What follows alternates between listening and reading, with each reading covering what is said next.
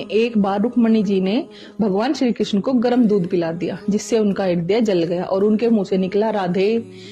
रुक्मणी जी ने सोचा कि भगवान श्री कृष्ण हमेशा राधा जी का इनाम क्यों लेते हैं, वो भी उनसे अपार प्रेम करती है। इसलिए उन्होंने सोचा कि वो कल राधा जी से मिलने जाएंगी। इसलिए वो अगले दिन राधा जी से मिलने के लिए उनके महल गई। वहां पर उन्होंने देखा कि द्वार पर एक औरत रंगोली बना रही थी। बहुत ज्यादा सुंदर औरत थी। रुक्मणी जी ने सोचा ये राधा जी हैं। वो जैसे उनके पैर छूने लगी, उसने उन्हें मना कर दिया और उनका परिचय पूछा। रुक्मणी जी ने अपना पूरा परिचय दिया। उन्होंने कहा कि आप राधा जी हैं।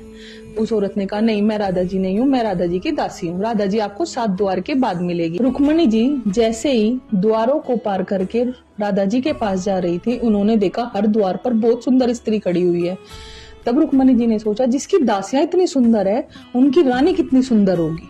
रुक्मणी जी जैसे ही 7 द्वारों को पार करके गई, वहां उन्होंने देखा कि एक बिस्तर पर एक औरत लेटी हुई है और दर्द से करार रही है।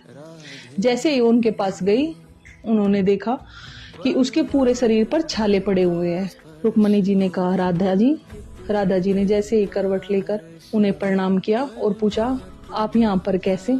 रुक्मणी जी ने कहा मैं यहाँ पर देखने के लिए आई हूँ आपको, लेकिन आपके पूरे शरीर पर ये क्या हो गया है, ये छाले कैसे पड़े हुए हैं।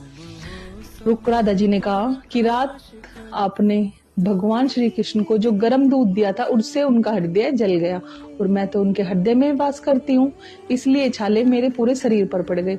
तब रुक्मणी जी ने माना कि हाँ, सबसे ज्यादा अपार प्रेम भगवान श्री कृष्ण को श्री राधा जी करती है।